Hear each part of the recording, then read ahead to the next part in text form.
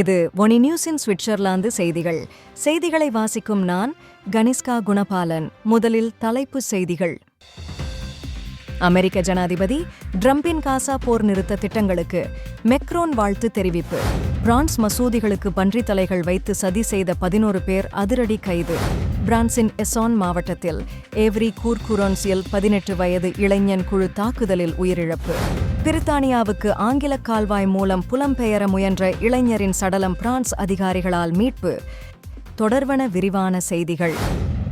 தனிப்பட்ட website, app உருவாக்கம் மற்றும் ஆன்லைன் ஷாப்பிங்கான ஆப் அண்ட் வெப்சைட் என எல்லாவற்றையும் படுகா நிபுணர்கள் மூலம் உயர்தரத்திலும் மலிவான விலையிலும் செய்து கொடுக்கிறார்கள். பாடுகா சாஃப்ட்வேர் சொல்யூஷனை தொடர்பு கொள்ளுங்கள்.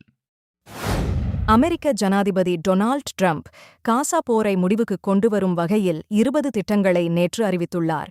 இஸ்ரேல் பிரதமர் பெஞ்சமின் நெதன்யாகு இதை ஏற்றுக்கொண்டுள்ளார். இந்நிலையில் ஹமாஸ் ஆதரவு எதிர்பார்க்கப்படுகிறது. இத்திட்டம் உடனடி போர் நிறுத்தம், ஹமாஸ் கைதிகளை விடுவித்தல், இஸ்ரேல் சிறைபிடிக்கப்பட்ட பாலஸ்தீனியர்களை விடுவித்தல், இஸ்ரேல் படைகளை கட்டுப்படுத்தி வாபஸ், ஹமாஸ் ஆயுதங்கள் ஒப்படைத்தல், பாலஸ்தீனிய நிலை அமைப்பு, காசா மீளமைப்பு, ராஃபா எல்லை திறப்பு, சர்வதேச கண்காணிப்பு ஆகியவற்றை உள்ளடக்கியது. பிரெஞ்சு ஜனாதிபதி இம்மானுவல் மெக்ரோன் இதை ஆழமான மற்றும் சிறந்த திட்டம் என வாழ்த்தினார். ஹமாஸ் இதை ஏற்றுக்கொண்டு கைதிகளை விடுவித்தால் இஸ்ரேல் உறுதியாக இத்திட்டங்களை பின்பற்றும் என நம்புகிறேன் என்று அவர் எக்ஸ் தளத்தில் கூறினார். மேலும் மெக்ரோன் தெரிவிக்கையில், பிரான்ஸ் சவுதி அரேபியா போர் நிறுத்தத் திட்டத்தால் அமெரிக்கா ஈர்க்கப்பட்டு இத்திட்டத்தினை உருவாக்கியதாகவும் அமெரிக்காவின் இத்திட்டம் இருநிலை தீர்வுக்கு வழிவகுக்கும் எனவும் தெரிவித்தார். பிரான்ஸ் மசூதிகளுக்கு பன்றி தலைகள் வைக்கப்பட்ட விவகாரத்தில் செர்பிய காவல்துறை 11 செர்பியர்களை கைது செய்துள்ளது. செர்பிய உள்துறை அமைச்சகம் அறிவித்தபடி இவர்கள் பிரான்ஸ் மற்றும் ஜெர்மனியில் இனவெறி சம்பவங்களில் ஈடுபட்டதாக குற்றம் சாட்டப்பட்டுள்ளனர். செப்டம்பர் தொடக்கத்தில் பாரிஸ் மற்றும் சுற்றுப்பகுதியில் 9 மசூதிகளின் முன்பு பன்றி தலைகள் வைக்கப்பட்டன. இஸ்லாத்தில் பன்றி அசுத்தமானது என்பதால் இது இஸ்லாமியர்களுக்கு எதிரான வெறுப்பு தாக்குதலாக கருதப்படுகிறது.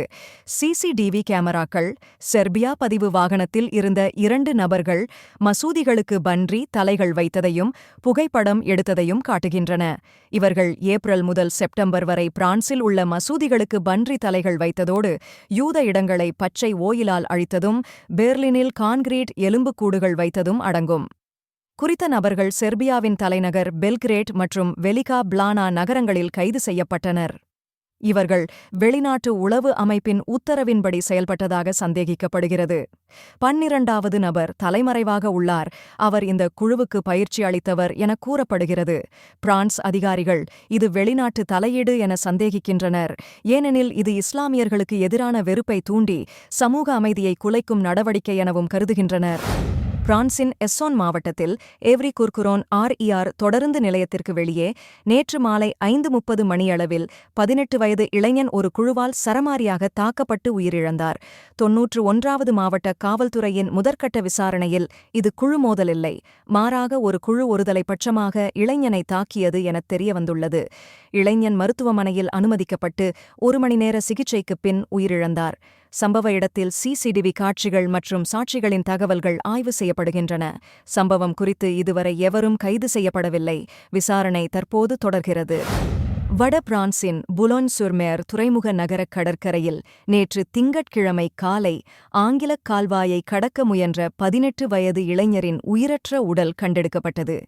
பிரான்ஸ் காவல்துறை இவர் பிரித்தானியாவுக்குச் செல்ல முயன்ற புலம்பெயர்ந்தவராக இருக்கலாம் என சந்தேகிக்கிறது. உடல் கண்டறியப்பட்ட இடத்தில் மருத்துவக் குழுவினர் முதலுதவி முயற்சி மேற்கொண்டும் உயிர் திரும்பவில்லை. இளைஞரின் அடையாளம் இன்னும் உறுதிப்படுத்தப்படவில்லை. சம்பவம் குறித்து பிரான்ஸ் அதிகாரிகள் விசாரணையை தொடங்கியுள்ளனர். நீங்கள் இதுவரை கேட்டது ஒனி நியூஸின் இன்றைய பிரதான செய்திகள். மேலும் இதுபோன்ற செய்திகளை தொடர்ச்சியாக அறிந்து கொள்ள ஒனி நியூஸுடன் இணைத்திருங்கள். வணக்கம். ஒனி ஆப்புக்கு வரவேற்கின்றோம். உலகம் முழுவதும் உள்ள தமிழர்களை இணைக்கும் ஒரு தமிழர் தளம். உங்களுக்கு அருகில் நடைபெறும் கலாச்சார நிகழ்வுகளை காணவும், உலகெங்கிலும் உள்ள தமிழ் மக்களுடன் உங்கள் நெட்வொர்க்கை விரிவாக்கவும், தமிழ் கலாச்சாரத்தின் பரந்த மரபுகளை அறிந்து கொள்வதுடன் செய்திகள், அருகில் உள்ள வியாபார நிலையங்கள், நாணய மாற்று வீதங்கள் மற்றும் உலகம் முழுவதும் உள்ள தமிழர்களை ஒன்றிணைக்கும் வகையில் பல்வேறு அம்சங்கள் உள்ளன. இது நமது அற்புதமான வரலாற்றையும் கலாச்சாரத்தையும் கொண்டாட ஒரு இனிமையான இடமாக இருக்கும். இப்போதே ஒனி ஆப்பை பிளே ஸ்டோர் அல்லது அப் ஸ்டோரில் டவுன்லோட் செய்யுங்கள்.